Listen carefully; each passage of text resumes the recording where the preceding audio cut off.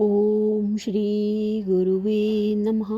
अज्ञानमोहान्धितमोपहाभ्यां विवेकवैराग्यनिधिप्रदाभ्यां विश्वेशतत्त्वं प्रतिबोधिकाभ्यां नमो नमः श्री गुरुपादुकाभ्याम्।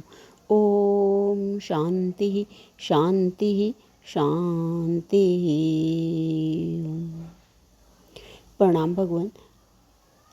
मांडुक्य प्रवचन आलात शांति प्रकरण से स्वामी श्री अखंडानंद सरस्वती जी महाराज जी द्वारा भगवान और हमारे 11वें मंत्र की व्याख्या चल रही है भगवान।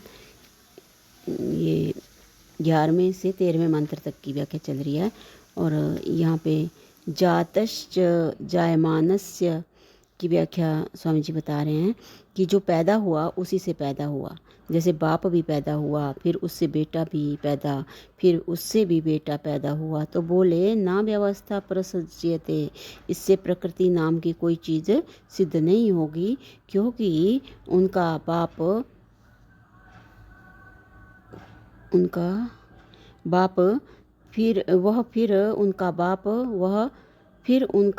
वह कहीं जाकर टिकेगा थोड़े ही।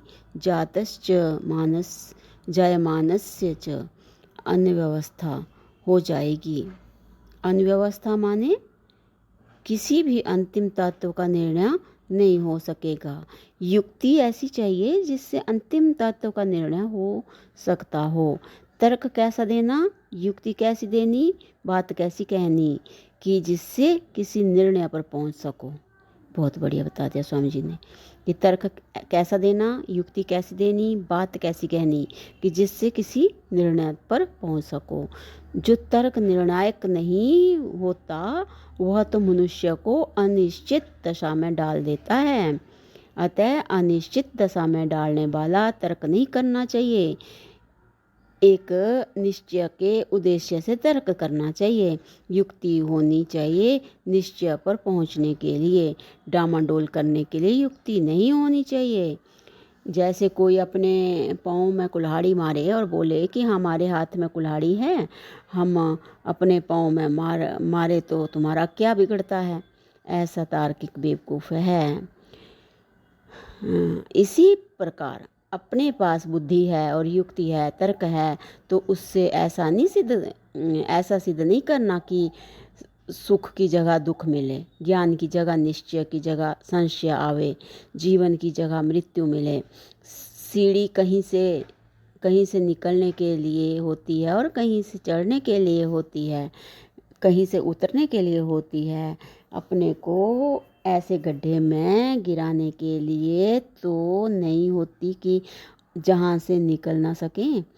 योग वशिष्ठ में आप कहीं कहीं पढ़ेंगे कि श्री रामचंद्र जी भगवान ने कोई तर्क किया, कोई युक्ति दी तो वशिष्ठ भगवान चुप हो गए। फिर थोड़ी देर के बाद बोले कि राम जी तुमने क्या समझा, यही कि मैं तुमसे हार गया, तुम्हारी युक्ति का जवाब नहीं दे सका इसलिए चुप हो गया। ये वो पूछते हैं वशिष्ठ जी। बोले नहीं, इसलिए चुप नहीं हुआ। यह जो आत्मा है सत्य है, चित्त है, आनंद है, स्ववस्तु है, वहाँ इस युक्ति की पहुँच नहीं है। यह बहुत ऊपर ऊपर घूमने वाली युक्ति है, इसलिए चुप हो गया।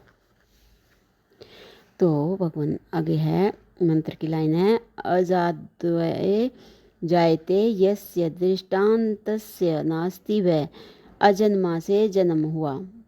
इसका जो दृष्टांत नहीं है, इसका तो दृष्टांत नहीं है कि अजन्मा से जन्म हुआ। तो स्वामी जी कहेंगे इसका तो दृष्टांत नहीं है। और जन्म वाले से जन्म हुआ तो कहीं अवस्था नहीं होगी, कोई निर्णय नहीं होगा। बात को यदि वेदांत के पक्ष में लो तो वे भी अज ब्रह्म से जगत की उत्पत्ति मानते हैं। नहीं, वेदांती ऐसे नहीं मानते कि अज ब्रह्म जो है वह रूपांतर को प्राप्त होकर जगत बना। वह तो ज्यों का त्यों रहता है और उसमें अनिवर्चनीय माया से ही यह सृष्टि भासने लग गई। यदि कहो कि माया की कल्पना कैसे करते हो, कोई अंतःकरण मालूम पड़ता है इसी से अंतःकरण के कारण के रूप से माया की कल्पना करते हैं। कब तक? जब तक अधिष्ठान का ज्ञान ना हो तब तक बता दिया स्वामी जी ने कि जब तक अधिष्ठान का ज्ञान ना हो तब तक जो है वो कल्पना करते हैं कि अंतःकरण के कारण के रूप में माया की कल्पना करते हैं। तो वो बोल रहे हैं कि कब तक करते हैं, तो बोल रहे हैं कि जब तक अधिष्ठान का ज्ञान ना हो तब तक। यह माया अनादि है और प्रभाव रूप से नित्य है, और अधिष्ठान का ज्ञान हो गया तो बोले माया है ही नहीं, सृष्टि है ही नहीं, ब्रह्म ही ब्रह्म है। ना इसमें दृष्टांत की जरूरत है, ना इसमें अनवस्था होती है। क्या दिव्य सिद्धांत है।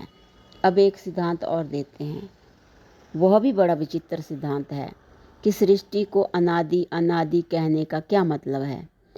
इसके अनादित्व का खंडन करते हैं कि ना यह आदि है ना अनादि है, जो है ही नहीं। बंध्या पुत्र की उम्र कितनी?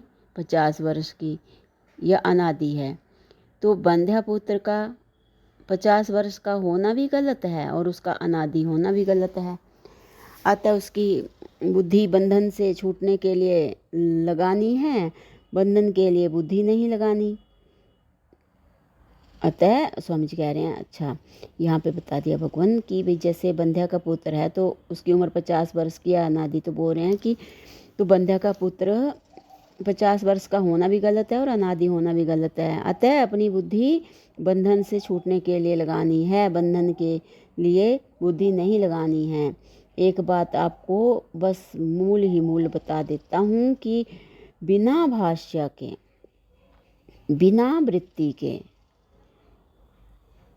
वह यह है कि इस देह को स्थूल सूक्ष्म कारण परिच्छिन्न देह को मैं मानना, यह भ्रांति ही संपूर्ण अनर्थों की, संपूर्ण बंधनों की कारण है। बता दिया स्वामी जी ने कि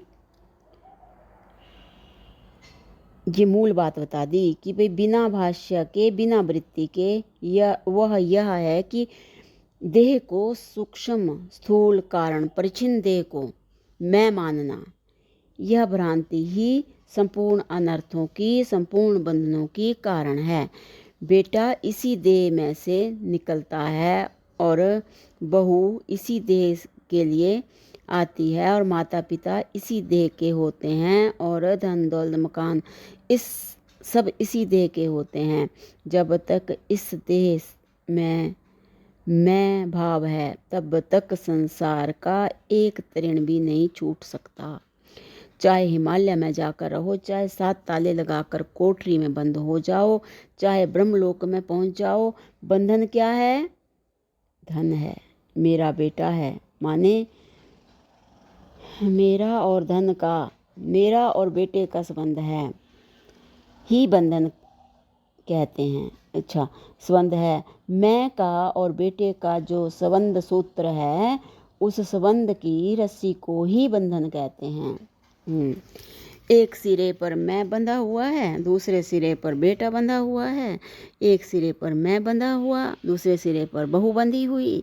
एक सिरे पर मैं बंधा हुआ, दूसरे पर खेत बंधा हुआ, मकान बंधा हुआ। संबंध ही बंधन है, बता दिया स्वामी जी ने। जो परिच्छिन्न होता है उसका दूसरे के साथ संबंध होता है। परिच्छिन्न में जो मैं पना है, इसको बोलते हैं भ्रांति, अध्यास। इसको अज्ञान नहीं बोलते हैं। ये भ्रांति है, अध्यास है, अज्ञान नहीं है। यह तो कार्य है, अंतःकरण में रहने वाली भ्रांति है। अज्ञान इसके कारण को बोलते हैं। माने अपने को ब्रह्म न जानना अज्ञान है और अपने को परिच्छिन्न जानना भ्रांति है। अपने को एक विषयात्मक पदार्थ जानना यह भ्रांति है और अपने को ना जानना अज्ञान है। अज्ञान तो है केवल अपने स्वरूप को ना जानना मात्र। जैसे कोई आदमी है तो आदमी है तो आदमी, जैसे कोई आदमी है तो आदमी, परंतु किसी सम्मोहन में, हिप्नोटाइज में पढ़कर, सम्मोहन में पढ़कर अपने को गधा मानता है। तो अपने को गधा मानने का दो अंश हुआ, इस पर आप विचार करो। एक तो उसको अपने आदमी होने की स्फुरना नहीं हो रही है, और दूसरे वह अपने आप को गधा मान रहा है। तो अपने को आदमी न जानना यह अज्ञान है, और अपने को गधा जानना यह भ्रांति है। बहुत ही सुंदर उससे उदाहरण से समझा दिया स्वामी जी ने।